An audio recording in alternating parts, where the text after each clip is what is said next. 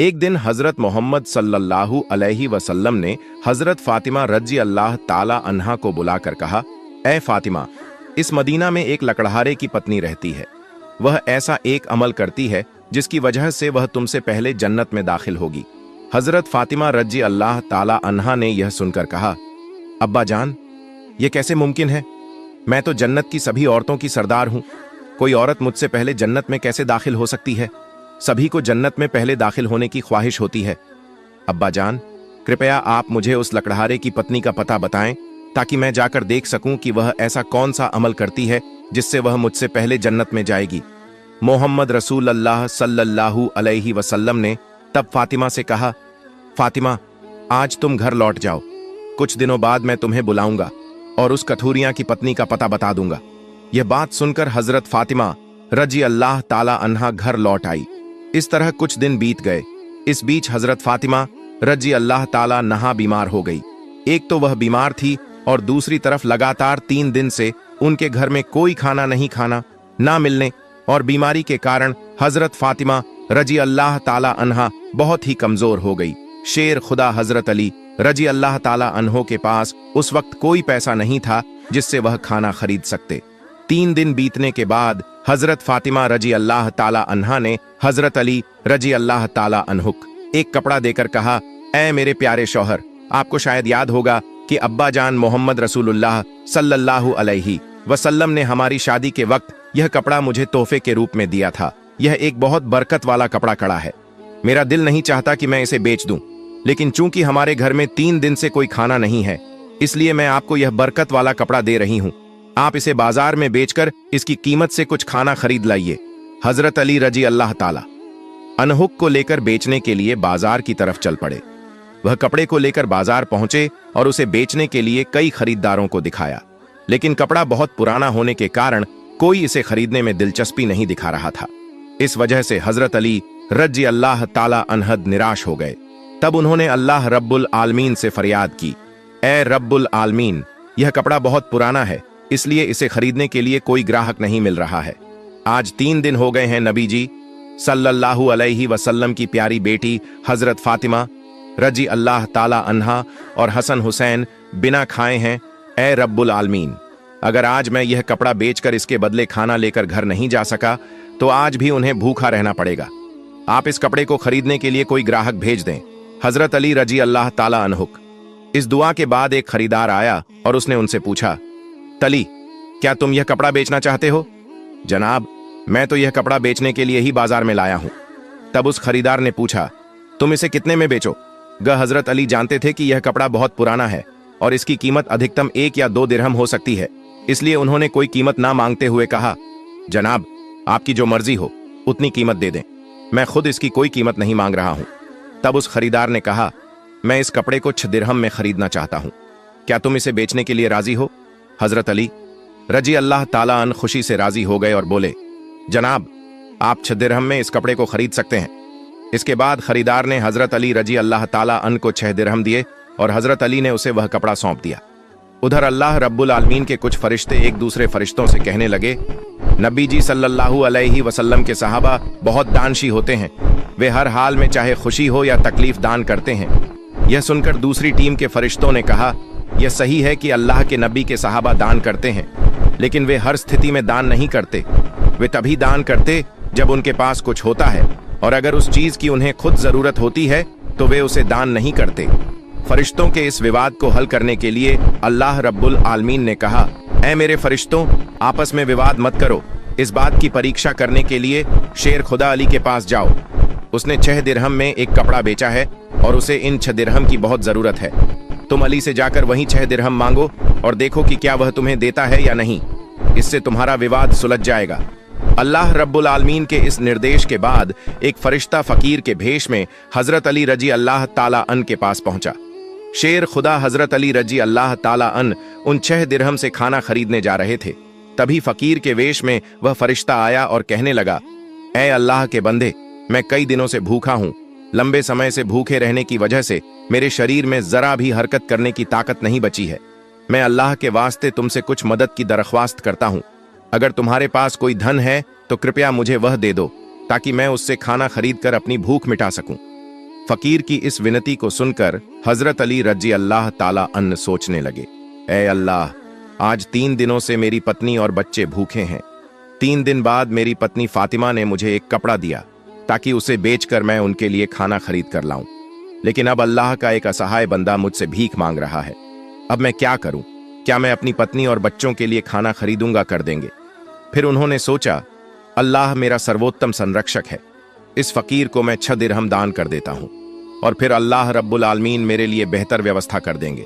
फिर उन्होंने वह 6 दिरहम उस फकीर को दान कर दिए। इसके बाद हजरत अली बहुत चिंतित और परेशान मन से आगे बढ़ने लगे। इतने में एक व्यक्ति उनके सामने आया जो एक लाल घोड़ा लेकर आया था। उसने हजरत अली रजी अल्लाह ताला अन्ह से कहा, हे शेर खुदा अली, क्या आप मुझसे यह लाल घोड़ा खरीदना चाहते हैं? तब हजरत अली रजी अल्लाह ताला अन्ह ने कहा, मैं यह घोड़ा आपसे कैसे खरीदूंगा, मेरे पास तो कोई पैसा नहीं है। जब उस व्यक्ति ने कहा, या अली, मैं आपको यह घोड़ा उधार में बेच दूंगा, आप इसे लेकर व्यापार कीजिए और जब व्यापार में लाभ हो तो मुझे मेरी कीमत चुका दीजिए। हजरत अली रज़ियल्लाहु ताला अन्ह ने सोचा, क्योंकि वह मुझे उधार में यह घोड़ा बेच रहा है तो इसे लेने में कोई समस्या नहीं होनी चाहिए। फिर हजरत अली रजी अल्लाह ताला अन्ह ने पूछा, आप इस घोड़े की कीमत कितनी मांग रहे हैं? उस व्यक्ति ने कहा, मैं यह घोड़ा आपको 100 दिरहम में बेच रहा हूं। हजरत अली रजी अल्लाह ताला अन्ह ने उस घोड़े को 100 दिरहम के बदले खरीद लिया। फिर वह उस घोड़े को बेचने के लिए बाजार में ले गए। जब हजरत अली रजी अल्लाह ताला अन्ह उस घोड़े को बेचने के लिए बाजार पहुंचे तो एक व्यक्ति उनके पास आया और उनसे पूछा, हे शेर खुदा, हजरत अली, क्या आप यह घोड़ा बेचना चाहते हैं? हजरत अली रजी अल्लाह ताला अन्हु ने कहा, भाई, मैं तो इसे बेचने के लिए ही बाजार में लाया हूं। उस शख्स ने पूछा, आप इसे कितने दिरहम में बेचेंगे? हजरत अली रजी अल्लाह ताला अन्हु ने बिना कोई कीमत लगाए कहा, आप इसे कितने में खरीद सकते हैं? उस शख्स ने कहा, मैं इस घोड़े को 160 दिरहम में खरीदना चाहता हूं। हजरत अली रजी अल्लाह ताला अन्हु ने सोचा, मैंने यह घोड़ा 100 दिरहम में खरीदा था और अब यह शख्स मुझे 160 दिरहम दे रहा है। इसका मतलब है कि मुझे 60 दिरहम का मुनाफा हो रहा है। फिर हजरत अली रजी अल्लाह ताला अन्हु ने कहा, भाई, मैंने यह घोड़ा तुम्हें 160 दिरहम में बेच दिया। उस शख्स ने 160 दिरहम देकर वह घोड़ा खरीद लिया। अब हजरत अली रजी अल्लाह ताला अन्हु के पास 60 दिरहम बच गए। उन्होंने 6 दिरहम अल्लाह की राह में सदका किए थे और अल्लाह रब्बुल इज्जत ने उनके इस सदके के बदले 10 गुना बढ़ाकर 60 दिरहम उन्हें वापस अता कर दिए। फिर हजरत अली रजी अल्लाह ताला अन्हु ने उन 60 दिरहम से बहुत सारा खाना खरीदा और घर की तरफ रवाना हुए। जब वह बहुत सारा खाना लेकर घर पहुंचे तो हजरत फातिमा रजी अल्लाह ताला अन्हा ने उनसे पूछा, ए अली, मैंने तुम्हें जो कपड़ा बेचने के लिए दिया था उसकी कीमत से तो इतना सारा खाना खरीदना मुमकिन नहीं है। फिर तुमने इतना सारा खाना खरीदने के लिए पैसे कहां से पाए? पहले मुझे यह बात बताओ, फिर तुम घर के अंदर आ सकते हो। हजरत अली रजी अल्लाह ताला अन्हु ने कहा, फातिमा, तुम अच्छी तरह जानती हो कि तुम्हारा शौहर अली कभी भी किसी गलत तरीके से पैसा नहीं कमाएगा। मैंने जो पैसा कमाया है वह पूरे तौर पर हलाल और जायज तरीके से कमाया है, इसमें तुम्हें शक करने की कोई जरूरत नहीं है। लेकिन हजरत फातिमा रजी अल्लाह ताला अन्हा इस बात को समझने के लिए तैयार नहीं हुई। इस वाक़े के कुछ दिन बाद नबी पाक सल्लल्लाहु अलैहि वसल्लम ने हजरत फातिमा रजी अल्लाह ताला अन्हा को अपने दरबार में बुलाया और फरमाया, ए फातिमा, क्या तुम्हें याद है कि मैंने कुछ दिन पहले तुमसे कहा था कि एक लकड़हारे की बीवी तुमसे पहले जन्नत में जाएगी? हजरत फातिमा रजी अल्लाह ताला अन्हा ने कहा, अब्बा जान, मुझे यह बात जरूर याद है। मैं उस लकड़हारे की बीवी से मिलने की बहुत ख्वाहिश रखती हूँ। अब मुझे उसका पता बता दीजिए ताकि मैं जाकर देख सकूं कि वह ऐसा कौन सा अमल करती है जिसकी वजह से वह मुझसे पहले जन्नत में दाखिल हो जाएगी। तब हजरत मोहम्मद सल्लल्लाहु अलैहि वसल्लम ने फरमाया, ए फातिमा, वह लकड़हारा और उसकी बीवी एक सुनसान जंगल में रहते हैं, तुम वहां जाकर उनसे मिल सकती हो। रसूलुल्लाह सल्लल्लाहु अलैहि वसल्लम से लकड़हारे की बीवी का पता मिलने के बाद हजरत फातिमा रजी अल्लाह ताला अन्हा मुलाकात के लिए रवाना हो गईं। जब वह लकड़हारे के घर पहुंची तो हजरत फातिमा रजी अल्लाह ताला अन्हा ने सलाम किया और पुकार कर कहा, क्या घर में कोई है? मैं नबी की बेटी फातिमा हूं, क्या मैं अंदर आ सकती हूं? अंदर से आवाज आई, मैं बहुत खुशकिस्मत हूं कि मेरे घर में नबी की बेटी आई है। आप बताइए कि आप मेरे घर आने का क्या कारण बताती हैं। तब हजरत फातिमा रजी अल्लाह ताला अन्हा ने कहा, मैं आपसे मिलना चाहती हूं, अल्लाह के वास्ते मुझे अंदर आने दें। लकड़हारे की बीवी ने कहा, ए अल्लाह के नबी की बेटी, आप तो जन्नत की सरदार हैं। आपसे मिलने की मेरी गहरी ख्वाहिश है, लेकिन फिर भी मैं आपको घर में आने की इजाजत नहीं दे सकती, क्योंकि यह मेरे शौहर का घर है। मैं अपने शौहर से इजाजत लिए बिना किसी को भी घर में आने की इजाजत नहीं दे सकती, लेकिन आप कल आइए, मैं अपने शौहर से आपकी इजाजत ले लूंगी। अगर वह इजाजत देंगे तो मैं आपको घर में आने दूंगी। हजरत फातिमा रजी अल्लाह ताला अन्हा यह सुनकर वापस अपने घर लौट आई। अगले दिन जब वह फिर लकड़हारे की बीवी से मुलाकात के लिए घर से निकली, तो हजरत हसन रजी अल्लाह ताला अन्हु ने उन्हें गले लगाते हुए कहा, अम्मी जान, आप कल कहां गई थीं? मैं आपको ढूंढ नहीं सका। अम्मी जान, जहां भी आप जा रही हैं, मुझे भी अपने साथ ले चलें। हजरत फातिमा रजी अल्लाह ताला अन्हा ने अपने बड़े बेटे हजरत हसन रजी अल्लाह ताला अन्हु को अपने साथ ले लिया और लकड़हारे की बीवी के घर पहुंच गई। फिर हजरत फातिमा रजी अल्लाह ताला अन्हा ने सलाम दिया और कहा, क्या घर में कोई है? मैं नबी की बेटी फातिमा हूं और मेरे साथ मेरा बड़ा बेटा हसन भी है। क्या मैं अंदर आ सकती हूं? अंदर से लकड़हारे की बीवी ने आवाज दी, ए नबी की बेटी फातिमा, आपसे मिलने की मेरी गहरी ख्वाहिश है। मैंने कल अपने शौहर से आपकी इजाजत ले ली थी, लेकिन आपने जो अपने बेटे हसन को साथ लाया है, उसके बारे में मैंने अपने शौहर से इजाजत नहीं ली है। इसलिए मैं आपको तो अंदर आने की इजाजत दे सकती हूं, लेकिन आपके बेटे हसन को नहीं। लेकिन आप कल आइए, मैं अपने शौहर से हसन के बारे में भी इजाजत लेकर रखूंगी। तब हजरत फातिमा रजी अल्लाह ताला अन्हा ने यह सुनकर दोबारा घर लौटने का इरादा किया। अगले दिन जब वह लकड़हारे की बीवी से मिलने के लिए फिर से निकलने वाली थीं, तो उनके छोटे बेटे हजरत हुसैन रजी अल्लाह ताला अन्हु ने उन्हें गले लगाते हुए कहा, अम्मी जान, आप 2 दिन से कहां जा रही हैं? मैं आपको नहीं ढूंढ पा रहा हूं। आज आप मुझे भी साथ ले चलें। हजरत फातिमा रजी अल्लाह ताला अन्हा ने फिर अपने दोनों बेटों हजरत हसन रजी अल्लाह ताला अन्हु और हजरत हुसैन रजी अल्लाह ताला अन्हु को अपने साथ लेकर दोबारा लकड़हारे के घर की तरफ रवाना हो गईं। बाहर से उन्होंने सलाम किया और पुकार कर कहा, क्या घर में कोई है? मैं नबी की बेटी फातिमा हूं और मेरे साथ मेरे दोनों बेटे हसन और हुसैन हैं। अंदर से लकड़हारे की बीवी ने आवाज दी, ए नबी की बेटी फातिमा, आपसे मिलने की मेरी गहरी ख्वाहिश है। कल मैंने आपके और आपके बड़े बेटे हसन के बारे में अपने शौहर से इजाजत ले ली थी, लेकिन आपके छोटे बेटे हुसैन के बारे में मैंने कोई इजाजत नहीं ली। इसलिए आज भी आप वापस जाएं और कल आइए, मैं अपने शौहर से आप तीनों के बारे में इजाजत ले लूंगी। लकड़हारे की बीवी की यह बात सुनकर हजरत फातिमा रजी अल्लाह ताला अन्हा दोबारा घर वापस लौट आईं। अगले दिन हजरत फातिमा रजी अल्लाह ताला अन्हा फिर से लकड़हारे की बीवी के घर आईं और इस बार लकड़हारे की बीवी ने उन्हें घर में दाखिल होने की इजाजत दे दी।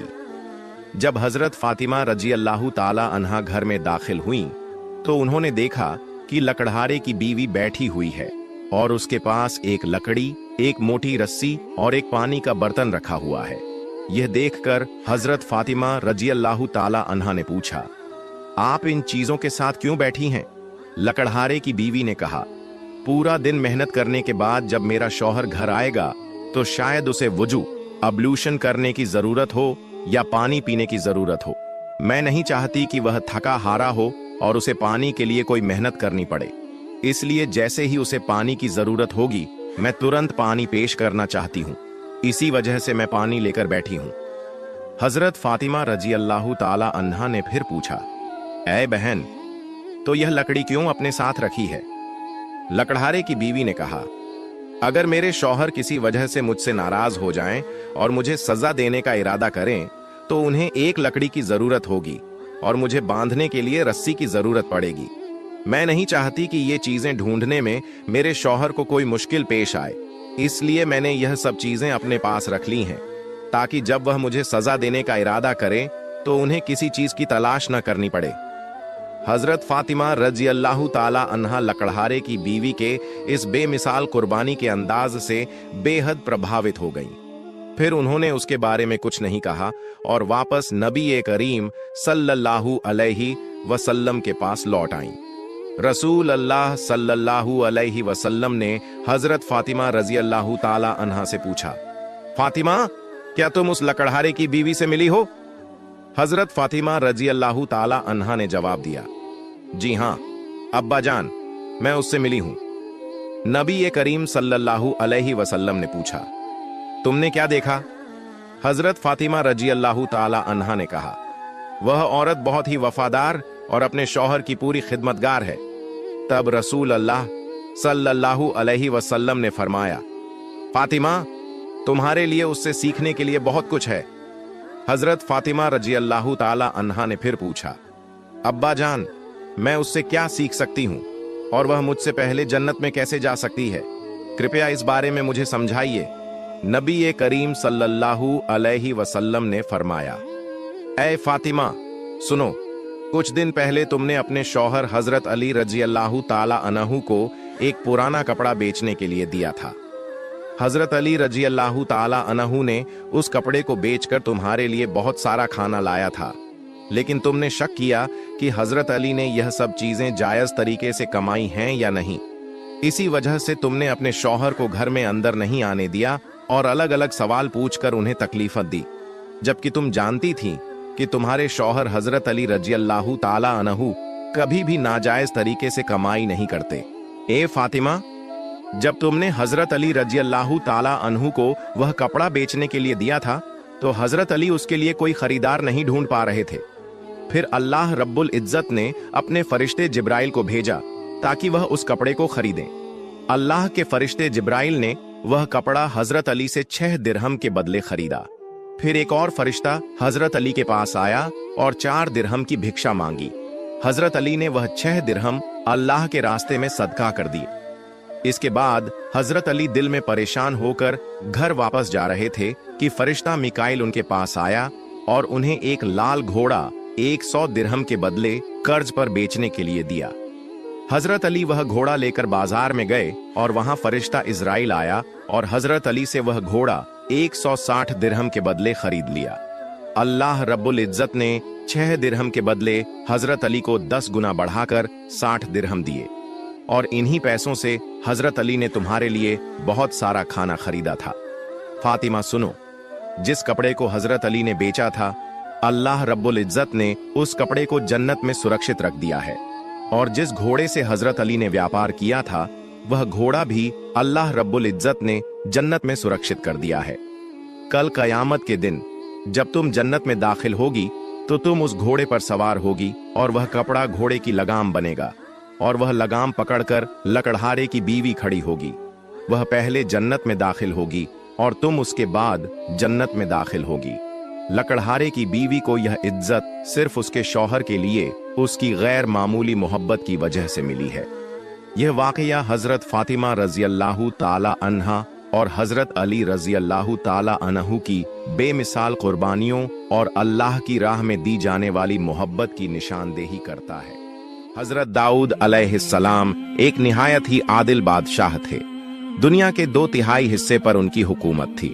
अल्लाह ताला ने हजरत दाऊद अलैहिस्सलाम को बहुत सी मौजाती ताकतें, बेशुमार दौलत और निहायत शरी आवाज अता फरमाई थी। एक बार हजरत दाऊद अलैहिस्सलाम समंदर के किनारे एक जगह बैठे अल्लाह की इबादत में मशगूल थे। जब वह अपनी दिलकश आवाज से जबूर की तिलावत करते थे तो समंदर की मछलियां, जंगल के जानवर, पहाड़, यहाँ तक कि परिंदे भी वहां आकर मोहब्बत से जबूर की तिलावत सुनते थे। हजरत दाऊद अलैहिस्सलाम की तिलावत की आवाज 40 मील तक पहुंचती थी। उस जमाने में समंदर के किनारे बनी इजराइल के कुछ लोग आबाद थे। उनका पेशा मछली पकड़ना था। वह रोजाना समंदर से मछलियां पकड़कर अपना गुजारा करते थे। एक दिन हजरत दाऊद अलैहिस्सलाम अपने इबादत खाने में बैठे थे। तब अल्लाह रब्बुल आलमीन ने गैबी जरिए से उन्हें मुत्तला फरमाया, ऐ दाऊद, अपनी उम्मत से कह दो कि वह हफ्ते के दिन तिजारत और कारोबार बंद कर दें और अल्लाह की इबादत में मशगूल रहे और मछली पकड़ने से बाज रहे, क्योंकि मैंने उस दिन को तुम्हारे लिए जुम्मे का दिन यानी इबादत का दिन मुकर्रर किया है।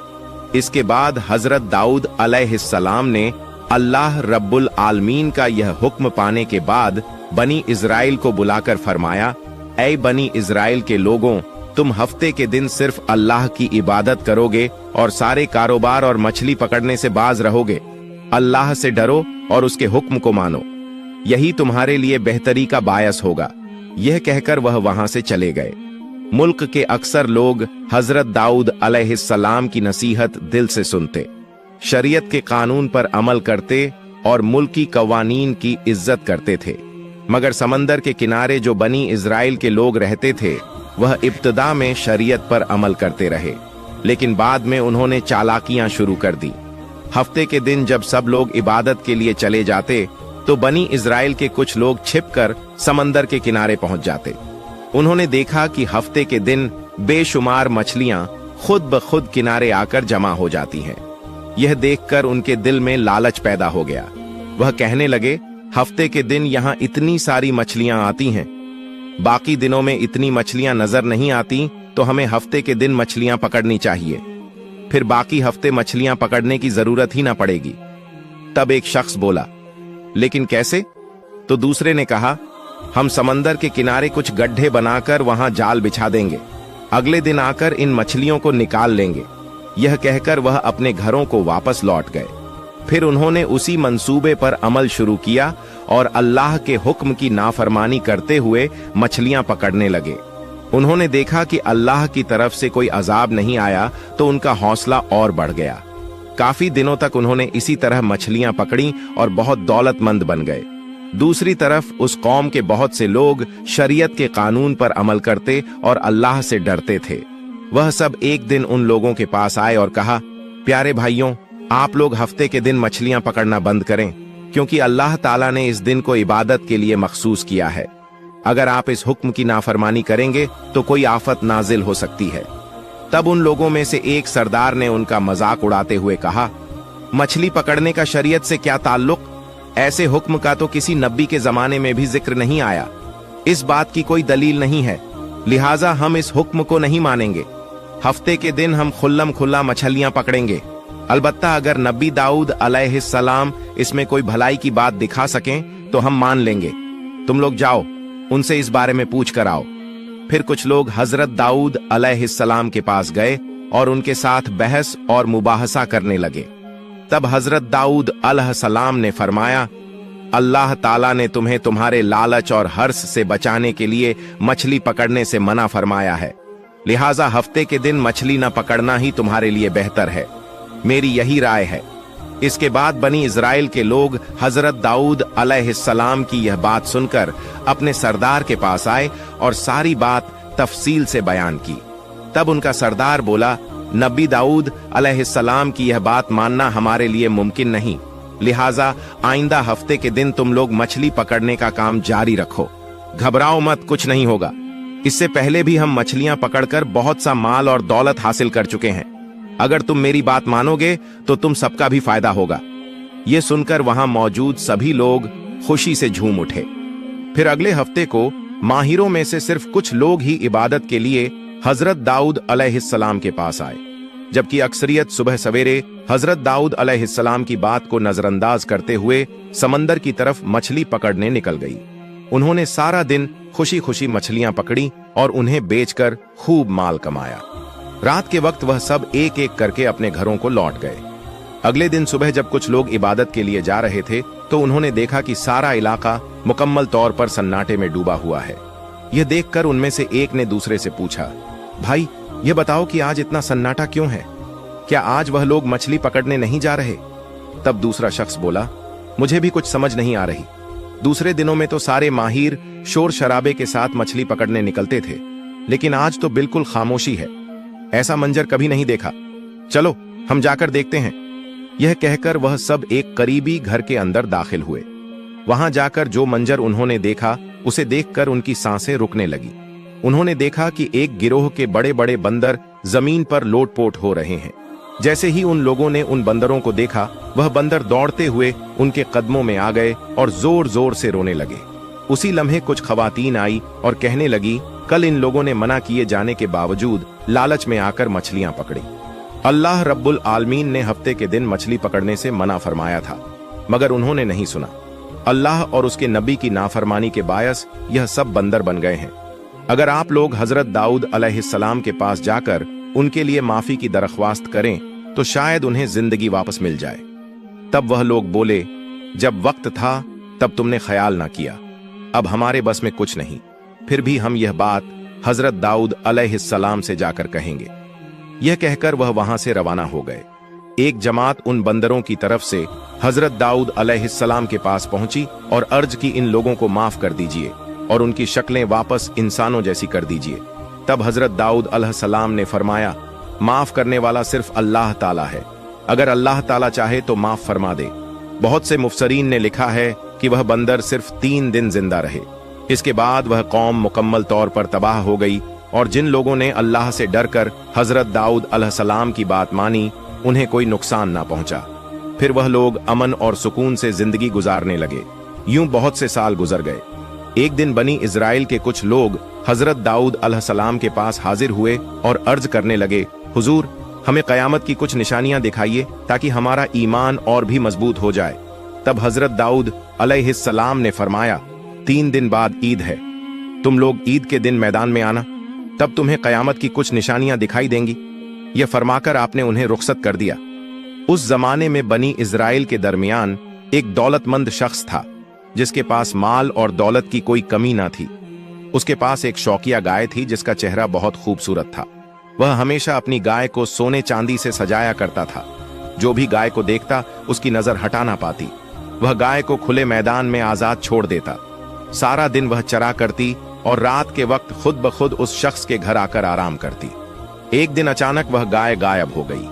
तब वह अमीर आदमी अपनी गाय को ढूंढने के लिए मुख्तलिफ जगहों पर अपने आदमी भेजने लगा। कई जगहों पर तलाश के बाद भी जब गाय ना मिली तो वह सब वापस आ गए। तब उस अमीर शख्स ने ऐलान किया, जो शख्स मेरी गाय को ढूंढ लाएगा उसे 10,000 रुपये इनाम दिया जाएगा। यह ऐलान होते ही मुल्क के मुख्तलिफ इलाकों से लोग गाय को ढूंढने में लग गए। उस जमाने में बनी इजराइल में बहुत से नेक अल्लाह वाले बुजुर्ग मौजूद थे। उनमें से एक नेक बुजुर्ग खातून भी थी जो इंतहाई परहेजगार और इबादत गुजार थी।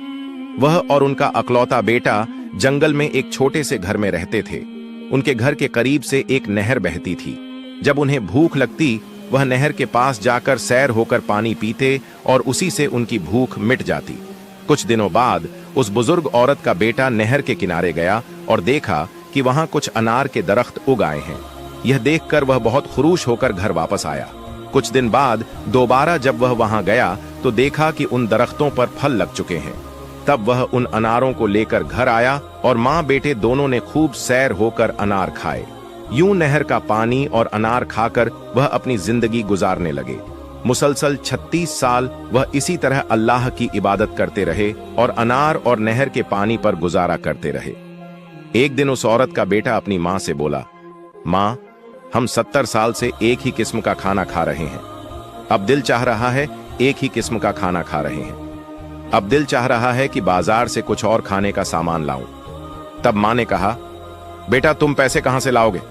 बेटे ने कहा, मैं अनार के दरख्त से 2 फल तोड़ूंगा, बाजार जाकर उन्हें बेचूंगा और जो पैसे मिलेंगे उससे खाने पीने की चीजें खरीद कर लाऊंगा। तब माँ बोली, बेटा, अल्लाह जो खुश होकर हमें रिच कर दे रहा है उसी पर खुश रहना चाहिए। ज्यादा सोचना हमारे लिए मुनासिब नहीं। हमें किसी नए खाने की जरूरत नहीं। मां की बात सुनकर बेटे को तसल्ली ना हुई। वह बार बार यही बात दोहराता रहा। तब मां नाराज होकर बोली, जो तुम्हारा दिल चाहे करो। फिर अगले दिन वह लड़का अनार के दरख्त से 2 फल तोड़कर बाजार चला गया। वह अनार बेचकर जो रकम मिली उससे बहुत सा खाने का सामान लेकर घर लौटा। मां ने जब यह सब देखा तो कोई चीज ना खाई। तब बेटे ने कहा, मां, अगर तुम नहीं खाओगी तो मैं भी नहीं खाऊंगा। फिर मां मजबूर होकर थोड़ा सा खाना खा लिया। यूं वह दिन गुजर गया। अगले दिन सुबह जब वह लड़का दोबारा अनार के दरख्त के पास गया तो देखा कि दरख्त पर कोई फल नहीं है। यह देखकर मायूस होकर वह घर लौट आया और बोला, मां, आज अनार के दरख्त पर कोई फल नहीं है। बेटे की बात सुनकर मां खामोश हो गई। यूं 3 दिन गुजर गए लेकिन दरख्त पर कोई फल ना आया। बिलखिर मां बेटा दोनों बहुत भूखे हो गए। वह दोनों परेशान होकर इधर उधर चक्कर लगाने लगे। तभी उन्होंने देखा कि एक खूबसूरत सेहतमंद गाय उनके घर के करीब आकर चक्कर लगा रही है। यह मंजर देखकर मां बेटा फौरन घर के बाहर आए। अल्लाह के हुक्म से गाय की जुबान खुल गई। गाय बोलने लगी, तुम लोग मुझे जुबह करके मेरा गोश्त खा लो। अल्लाह ताला ने मेरा गोश्त तुम्हारे लिए हलाल कर दिया है, लिहाजा हलाल रिच कर खाने में तुम्हें कोई हिचकिचाहट नहीं होनी चाहिए। गाय के मुंह से ऐसी बात सुनकर मां और बेटा बहुत ज्यादा फिक्रमंद हो गए। तब बुजुर्ग औरत बोली, ना जाने यह गाय किसकी है और इसका गोश्त खाकर हम किसी मुसीबत में ना पड़ जाएं। इस पर बेटे ने कहा, गाय खुद कह रही है कि वह हमारे लिए हलाल है, लिहाजा अगर कोई गुनाह हुआ भी तो वह गाय पर होगा, हम पर नहीं। मां आओ हम इस गाय को जबाह करें और इसका गोश्त खाकर अपनी भूख मिटाएं। यह सब अल्लाह की मर्जी से हो रहा है। शायद अल्लाह ताला ने फल बंद करके हमें यह गाय अता फरमाई है। मां बेटे की बात मान गई। जब वह गाय को जुबाह करने के लिए करीब आए तो गाय ने अपनी गर्दन जमीन से लगा दी। फिर वह लड़का अकेला ही गाय को जुबाह करके सारा काम मुकम्मल कर लिया। आखिरकार गाय का गोश्त कबाब बनाकर उन्होंने खाया और कुछ गोश्त अगले दिन के लिए रख दिया। उधर बनी इजराइल का वही अमीर शख्स एक औरत को गाय की तलाश के लिए घर घर भेजने लगा। फिर वह औरत तलाश करते हुए जंगल के सुनसान इलाके में उस बुजुर्ग औरत के घर के सामने पहुंची, जहां उसे एक गाय की खाल और पुरानी हड्डियां पड़ी हुई दिखाई दी। यह देखकर वह काफी पोर उम्मीद हो गई। उसने फौरन अंदर जाकर देखा कि बुजुर्ग औरत और उसका बेटा गाय के गोश्त के कबाब खा रहे हैं। यह मंजर देखकर वह औरत बोली, मैं बहुत भूखी हूं, क्या आप मुझे थोड़े से कबाब खाने देंगी? यह सुनकर बुजुर्ग औरत ने उसे कुछ खाने को दे दिया। तब वह औरत बोली, बहुत मजेदार कबाब हैं, क्या मैं थोड़े से घर ले जा सकती हूं? वहां जाकर मजे से खाऊंगी। यह कहकर वह औरत वहां से चली गई, मगर वह सीधी उस अमीर शख्स के पास पहुंची और कहने लगी, हुजूर, जिस गाय की आप तलाश कर रहे थे मैंने उसका पता लगा लिया है, अब आप मेरा इनाम अदा करें। तब वह अमीर शख्स उसे रकम देकर बोला, कहां है मेरी वह शौक वाली गाय? औरत ने कहा, आपकी गाय अब जिंदा नहीं, लेकिन मैं आपको यह बता सकती हूं कि उसे किसने लिया। अमीर शख्स बोला, बताओ वह कौन लोग हैं? तब औरत ने कहा, इस जंगल के सुनसान इलाके में एक बुजुर्ग औरत और उसका बेटा एक छोटे से घर में रहते हैं। वह इबादत का ढोंग करके असल में चोरी और डाका करते हैं। उन्होंने आपकी गाय को जबाह करके कबाब बनाकर खा लिया है। उसकी खाल और हड्डियां अब भी बाहर पड़ी हैं। यही है सबूत। आप फौरन अपने आदमी भेजकर उन्हें गिरफ्तार करवाइए। तब उस अमीर शख्स ने देर ना की और सीधा हजरत दाऊद अलैहिस्सलाम के पास पहुंचा और पूरी बात बयान की। हजरत दाऊद अलैहिस्सलाम ने फरमाया, तुम लोग जाओ, उस बुजुर्ग औरत और उसके बेटे को यहां ले आओ। कुछ देर बाद जब हजरत दाऊद अलैहिस्सलाम इबादत खाने में थे तो अचानक हजरत जिब्राइल अलैहिस्सलाम नाजिल हुए और फरमाने लगे, ए अल्लाह के खलीफा, हजरत दाऊद अलैहिस्सलाम बनी इजराइल के इस अमीर शख्स ने जो शिकायत की है उसके पीछे एक बहुत बड़ा राज छुपा है। यह अमीर शख्स एक जमाने में उस बुजुर्ग औरत का नौकर था और उस बुजुर्ग औरत का शौहर एक बहुत बड़ा ताजिर था। एक दिन बुजुर्ग औरत का शौहर इस अमीर शख्स को साथ लेकर तिजारत की गरज से शाम सूर्य गया। कई दिन सफर करने के बाद जब वह दोनों थक गए तो एक सुनसान जगह पर आराम करने लगे। तब उस नौकर के दिल में बुरा ख्याल आया और उसने सोते हुए बुजुर्ग औरत के शौहर को कत्ल कर दिया और सारा माल और मता और बकरियां लेकर मिस्र चला गया। वहां जाकर उसने सब कुछ बेच डाला सिवाय उस गाय के, और उसी से वह मालदार बन गया। मुल्क वापस आकर थोड़ी ही मुद्दत में झूठ बोलकर वह माशरे का अमीर तरीन शख्स बन बैठा, जिसे बुजुर्ग औरत और उसके बेटे ने जबा करके खाया है। वह गाय असल में बुजुर्ग औरत के शौहर की थी और उस अमीर शख्स की सारी दौलत दर हकीकत बुजुर्ग औरत के शौहर की हलाल कमाई है। लिहाजा आप इस पूरे वाक्य को सामने रखते हुए इंसाफ से फैसला फरमाइए। यह फरमाकर हजरत जिब्राइल अलैहिस्सलाम चले गए। कुछ देर बाद हजरत दाऊद अलैहिस्सलाम के सिपाही बुजुर्ग औरत और उसके बेटे को दरबार में ले आए। तब हजरत दाऊद अलैहिस्सलाम ने ऐलान फरमाया, सबको बता दो, इस वाक्य का फैसला कल ईद के मैदान में होगा और मैं सबको कयामत की निशानी भी दिखाऊंगा। यह कहकर सबको रुखसत कर दिया गया। अगले दिन ईद के मौके पर लोगों ने एक एक करके ईदगाह में जमा होना शुरू किया। मुकर्ररा वक्त पर हजरत दाऊद अलैहिस्सलाम ने अपनी दिलशी आवाज में जबूर शरीफ की तिलावत फरमाई, जिसे सब लोग मोहब्बत से सुनते रहे। फिर हजरत दाऊद अलैहिस्सलाम ने उस अमीर शख्स बुजुर्ग औरत और उसके बेटे को सामने बुलाया। फिर हजरत दाऊद अलैहिस्सलाम ने उस अमीर शख्स से फरमाया, बूढ़ी औरत ने भूख की शिद्दत से तुम्हारी गाय को जुबाह करके खा लिया है। उनकी परेशानी को दूर करना मेरे जिम्मे था, मगर मैं वक्त पर यह काम अंजाम ना दे सका, जिसकी वजह से उन्होंने तुम्हारी गाय को जबा करने पर खुद को मजबूर पाया। लिहाजा तुम उन्हें माफ कर दो। तब वह अमीर शख्स बोला, नहीं, मैं माफ नहीं करूंगा। बगैर इत्तला के मेरी पसंदीदा गाय चुराकर खा ली गई है, आप इसका इंसाफ करें। तब हजरत दाऊद अलैहिस्सलाम ने फरमाया, अच्छा, फिर मैं तुम्हें गाय कीमत और उसका मुकाबिल मुआवजा अदा कर देता हूं, अब तुम उन्हें माफ कर दो। तभी वह अमीर शख्स बोला, मैं माफ करने नहीं बल्कि इंसाफ के लिए आया हूं।